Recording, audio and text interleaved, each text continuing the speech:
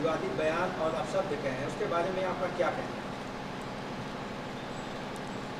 देखिए, उन्होंने जो कुछ भी कहा है कुरान के बारे में या पैगंबर इस्लाम के बारे में, तो उनकी जो बातें हैं उनको तो हम अपनी ज़ुबान से नक़ल करना भी पसंद नहीं करते हैं, क्योंकि हमारे इस्लाम का ये कानून है कि जो मुसलमान पैगंबर इस्लाम को अपनी जान से ज़्यादा महब्बत न करे, जान से ज़्यादा तरजीह न दे, वो मोमिन कामिल है ही नहीं। जैसा कि बुखारी शरीफ सफ़ा नंबर 7 और मुस्लिम शरीफ सफ़ा नंबर 49 पर है। तो उन्होंने जो कुछ कहा कि पैगंबर इस्लाम ऐसे थे, उन पर लाजिम था कि वो कुरान या हदीस से दलील देते ताकि उसमें गौर किया जाता, उसका जवाब दिया जाता। 1400 साल पहले पैगंबर इस्लाम ने क्या किया, क्या कहा, ये ज़ाहिर सी बात उनको कुरान और हदीस ही से मालूम हुआ होगा। तो वो जो कुछ बोल रहे हैं पैगंबर इस्लाम कुरान के बारे में दावा कर रहे हैं, उन पर लाजिम है कि वो दलील दें और कुरान और हदीस में या सीरत की किताब में बताएं कि पैगंबर इस्लाम ऐसे ऐसे थे, ऐसे ऐसे किया। और अगर वो दलील नहीं देते हैं तो ज़ाहिर सी बात है कि उनकी सारी बातें बेबुनियाद और बेदलील हैं, और ये अमन व शांति के लिए एक अजीम ख़तरा है। इसलिए हम हुकूमत से मुतालबा करते हैं कि हुकूमत ये नरसिम्हा श्रावस्ती हो या कोई भी हो, इस तरह की बातें अगर बोलता है जिससे अमन व शांति को ख़तरा लाहिक है, तो हुकूमत नर्म से नर्म नहीं बल्कि सख्त से सख्त सज़ा दे, ताकि ये म्यान के अंदर आएँ और मुल्क अमन व शांति के ज़रिए आगे बढ़े और तरक्की करे। क्या इस्लाम धर्म की किताब कुरान पाक में कोई आयत ऐसी भी है या ऐसा कोई चैप्टर है जिसमें कहा गया हो कि गैर मुस्लिम को जहाँ पाओ कत्ल कर दो और लूट पाट कर? देखिए, आज ये यूरोप से लेकर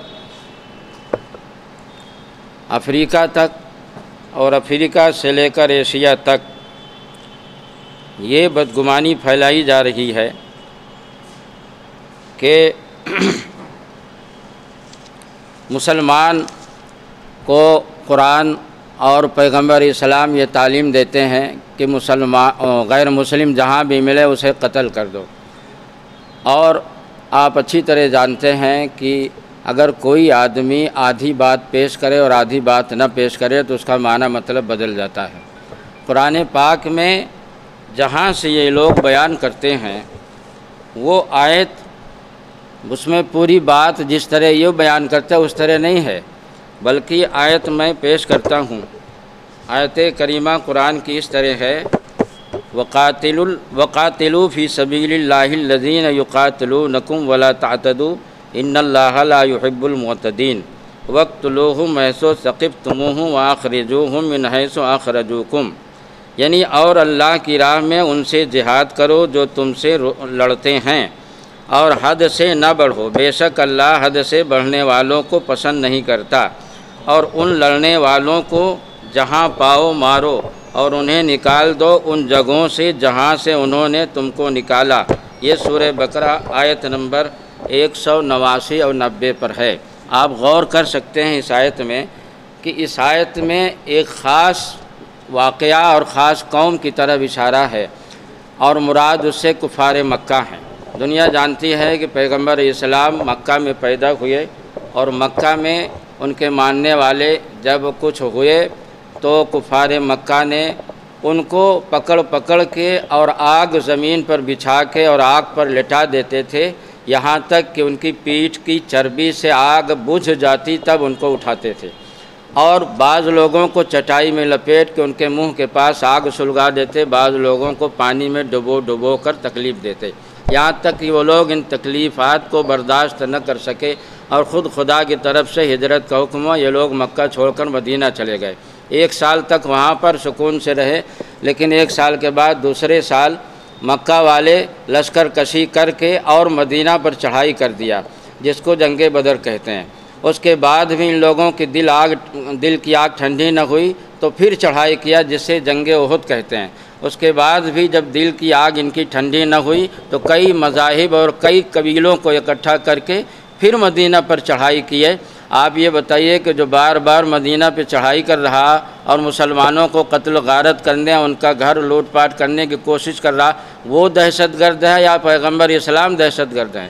اس آیت میں اللہ تعالیٰ یہ فرما رہا ہے کہ اے مسلمانوں، جو تمہارے شہر پر چڑھائی کریں، جو تم کو لوٹیں ماریں اور جو تم کو پکڑ پکڑ کے قتل کرے، تم کو تمہارے وطن سے نکال دیے، تم بھی ان کو جو تم پر حملہ کر رہے ہیں اس کا جواب دو، اور تم کو جو پکڑ پکڑ کے قتل کر رہے ہیں تم بھی انہیں پکڑ پکڑ کے قتل کرو۔ میں آپ سے پوچھنا چاہتا ہوں، لداخ میں چین نے حملہ کیا اور اس سے پہلے بھی کیا، 65 کے آس پاس بھی، جب چین نے لداخ پر حملہ کر کے اور چین کی زمین ہندوستان کی زمین لینا چاہی، ہندوستان نے چین کی ظالمانہ کارروائی کا جواب دیا یا نہیں دیا؟ کوئی بھی اسے آتنک کہے گا؟ کوئی بھی اسے دہشت گرد کہہ سکتا؟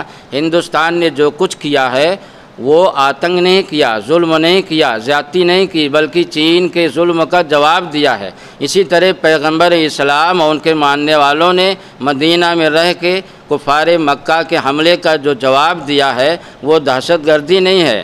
دہشت گردی تو کفار مکہ والوں نے کی ہے، جو زبردستی مدینہ پہ چڑھائی کر کے اور مدینہ میں بھی نہیں رہنے دیتے تھے۔ معلوم ہوا کہ اسلام میں جو جہاد کا تصور ہے، تو جہاد کا مطلب یہ ہے کہ اگر کوئی ہمارے سر پہ تلوار مارے تو ہم اس کا جواب دیں، اور پوری دنیا کا یہ قانون اور سنویدھان ہے کہ اگر کوئی ہمارے سر پہ ڈنڈا مارے، تلوار مارے تو ہم اس کا جواب دیں۔ جواب دینے کا نام دہشت گردی نہیں ہے، بلکہ کسی کے سر پہ تلوار مارنے کا نام اس کا بیان اس طرح کی آیتوں میں ہے کہ جو تم کو صاف اوپر کی آیت چھوڑ دی جاتی ہے اور نیچے کی آیت لے کر جہاں پاؤ مشرکوں کو قتل کر، ارے اس سے اوپر کیا ہے یہ تو بیان کرو یار۔ اس سے اوپر صاف ہے کہ اللہ کی راہ میں تم جہاد کرو ان سے جو تم سے لڑیں، جس سے صاف ظاہر کہ جو تم سے نہ لڑیں ان سے تم بھی نہ لڑو۔ اسلام حملہ نہیں کرتا بلکہ اسلام جواب دیتا ہے، لہذا کوئی بھی آیت قرآن میں اس طرح کی ہو تو وہ چاہے وسیم رضوی ہوں، چاہے نرسمہانند سراوستی ہوں، وہ ساری آیتیں سامنے لائیں اور ان کو کھٹا کھٹ پیش کریں اور مجھ سے کھٹا کھٹ جواب لیں اس کا۔ پوری بات کیوں نہیں بتاتے ہیں سب لوگ؟ وہ نہیں بتائیں گے، ہم بتائیں گے، وہ سامنے آئیں اور قرآن کی جتنی آیتیں اس طرح کی ہیں وہ پیش کریں، ہم ثابت کر دیں گے کہ قرآن حملہ نہیں کرتا ہے، قرآن جواب دیتا ہے، اور ساری دنیا مانتی ہے اس بات کو کہ جواب دینا دہشت گردی نہیں، حملہ کرنا دہشت گردی۔ کفار مکہ نے حملہ کیا تھا اور پیغمبر اسلام نے جواب دیا تھا، اس کا بیان اس آیت میں۔ سر یہ قرآن پاک میں کیا کوئی ایسی آیت بھی ہے کہ جس میں لکھا ہو کہ غیر مسلم عورتیں جہاں بھی انہیں ان کے ساتھ بلاکار کیا جائے؟ نرسمہانند سراوستی نے جو یہ بیان دیا ہے تو میں ان سے جاننا چاہوں گا کہ 1400 سال پہلے پیغمبر اسلام نے ایسا کہا ہے اپنے ماننے والوں سے، تو ان پر لازم تھا کہ وہ دلیل دیتے، اور حدیث کی کس کتاب میں ہے اور کہاں پر حدیث میں ہے کہ پیغمبر اسلام نے ایسا کہا ہے۔ اب اگر ان کے پاس دلیل نہیں ہے تو اس کا جواب ہم نہیں دے سکتے، حکومت اس کا جواب ان کو دے اور اس کا جواب ان سے مانگے۔ اگر وہ ثابت نہیں کر پاتے ہیں اور فساد فتنہ کر رہے ہیں تب آپ اسی سے اندازہ لگائیں کہ فسادی یہ لوگ ہیں جو بے دلیل پیغمبر اسلام کی برائی کر رہے ہیں، ان کی غیبت کر رہے ہیں اور ان کی توہین کر رہے ہیں، یا دہشت گرد ہم لوگ ہیں۔ کوئی مسلمان اگر کچھ غلطی کرتا تو اس کو اسلام سے نہیں جوڑا جا سکتا۔ ابھی پرسوں پیپر میں نے پڑھا کہ نکسلی حملہ کر کے ہمارے جوانوں میں 24 جوانوں کو مہلوک کر دیا۔ اب ہم جاننا چاہتے ہیں کہ نکسلی جو جماعت ہے، تحریک ہے، اس میں جس دھرم کے لوگ ہیں، کیا ان کی اس کرتوت کو، ان کی اس کارروائی کو ان کے دھرم سے جوڑنا صحیح ہے؟ ہر آدمی یہی کہے گا کہ نکسلی جو کر رہے ہیں یہ ان کا اپنا قصور، اپنا جرم، ان کی اپنی غلطی ہے، ان کا دھرم ان کو یہ نہیں سکھاتا۔ تو پھر ہمارے سمجھ میں نہیں آتا کہ طالبان جو کر رہے ہیں اس کو اسلام سے کیوں جوڑا جا رہا، القاعدہ جو کر رہے ہیں اس کو اسلام سے کیوں جوڑا جا رہا؟ طالبان اور القاعدہ جو کر رہے ہیں اس کا قرآن و حدیث میں جب کہیں ثبوت نہیں، اس بات کا بار بار بیان دے دیا گیا، وضاحت کر دیا گیا کہ طالبان جو کرتے ہیں یہ ان کا اپنا قصور ہے، القاعدہ جو کرتے ہیں ان کا اپنا قصور ہے، اس کو اسلام سے کچھ لینا دینا نہیں۔ جیسے بہت سی تحریکیں ہیں، مثلا نکسلی لوگ کرتے ہیں، لیکن ہم ان کو کبھی ان کے دھرم سے نہیں جوڑتے ہیں کہ ان کا دھرم ان کو سکھاتا ہے۔ اسی لیے خدا کے واسطے جو تحریکیں غلط کر رہے ہیں یہ ان کا اپنا قصور ہے، ان کو وہیں تک رکھا جائے، انہیں کو سزا دی جائے۔ اس کی سزا اسلام کو، پیغمبر اسلام کو دینا اور ان کی توہین کرنا یہ بالکل اچت اور صحیح نہیں۔ سر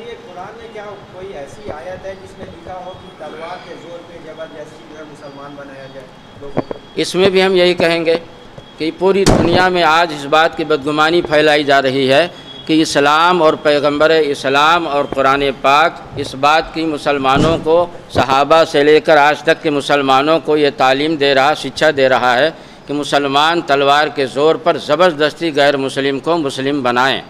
ہم یہاں بھی یہی کہنا چاہیں گے کہ جو لوگ یہ دعویٰ کرتے ہیں، دنیاوی کورٹ میں بھی کوئی اگر کسی کے خلاف کوئی دعویٰ کرتا ہے تو دلیل مانگی جاتی ہے اس سے، بغیر دلیل کے کسی کے حق میں جج فیصلہ نہیں کرتا ہے۔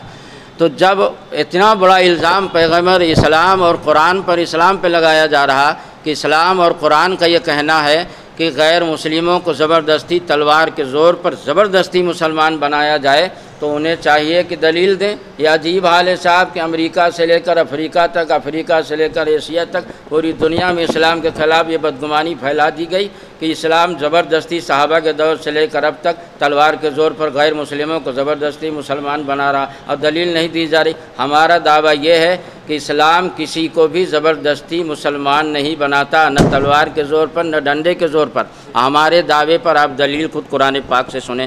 قرآن پاک میں ہے لا اکراہ فی الدین، یعنی دین میں کچھ زبردستی نہیں۔ سورہ بقرہ آیت نمبر 256 پر یہ ہے، اور سورہ یونس میں آیت نمبر 99 پر ہے کہ افانت تکرہ الناس حتی یکونوا مومنین، کیا تم لوگوں کو زبردستی کرو گے تاکہ وہ مسلمان ہو جائیں۔ اس آیت میں بھی ساری دنیا کے مسلمانوں کو روکا گیا کہ کسی کو بھی تم زبردستی مسلمان نہیں بنا سکتے۔ اور پہلی والی آیت لا اکراہ فی الدین کہ دین میں زبردستی نہیں، ان دونوں آیتوں سے بالکل صاف ظاہر ہے کہ اسلام اس بات کا قائل نہیں کہ کسی کو زبردستی مسلمان بنایا جائے۔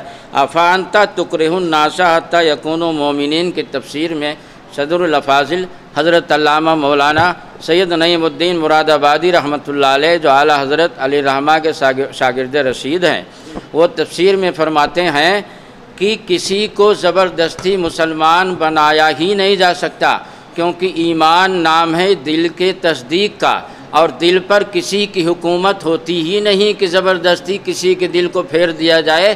دل کو پھیرنا اللہ کے اختیار میں ہے، لہذا وہ جسے چاہے گا وہ اس کو تصدیق قلبی حاصل ہوگی۔ آدمی تلوار کے زور پر آدمی کی زبان سے تو کچھ بھی کہلا سکتا ہے، مگر دل سے نہیں کہلا سکتا، دل اختیار میں نہیں ہے۔ لہذا ایمان اور اسلام ایسی چیز ہے ہی نہیں کہ تلوار کے زور پر کسی کے دل میں زبردستی اتار دیا جائے۔ ان دونوں آیتوں سے معلوم ہوا کہ کسی کو زبردستی مسلمان نہیں بنایا جا سکتا، لہذا جو لوگ قرآن اور پیغمبر اسلام کے خلاف بدگمانی پھیلا رہے ہیں ان پر لازم ہے کہ ہاتھو برہانکم ان کنتم صادقین، دلیل لاؤ اگر سچے ہو۔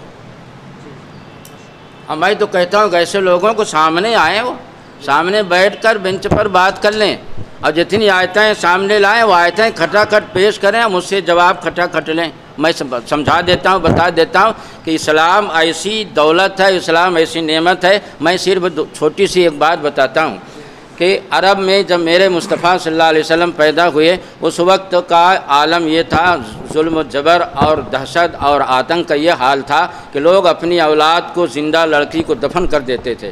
ایسے حالات میں ان لڑکیوں کے کی حمایت میں اور ظلم و جبر علی الاعلان لوگ عورتوں کے ساتھ زنا ہوتا تھا، ایسے ماحول میں، اور انسان کو انسان غلام بنا کے رکھتا تھا۔ انسان کی آزادی کے لیے بچیوں کو زندہ دفن نہ کیا جائے، اس کے بارے میں سب سے پہلی آواز اٹھانے والے پیغمبر اسلام ہے۔ پوری دنیا میں سب سے پہلی آواز اٹھانے والے پیغمبر اسلام ہیں، اور یہی تہذیب اور یہی آواز لے کر جب پیغمبر اسلام طائف کے میدان میں گئے تو طائف والوں نے آپ کو خون سے لہو لہان کر دیا، سر سے لے کر پاؤں تک آپ خون سے لہو لہان تھے۔ اب فرشتے حاضر ہوئے اور عرض کی کہ یا رسول اللہ اگر آپ اجازت دیں تو ہم دونوں پہاڑیوں کو ملا کر طائف شہر کو کچل دیں۔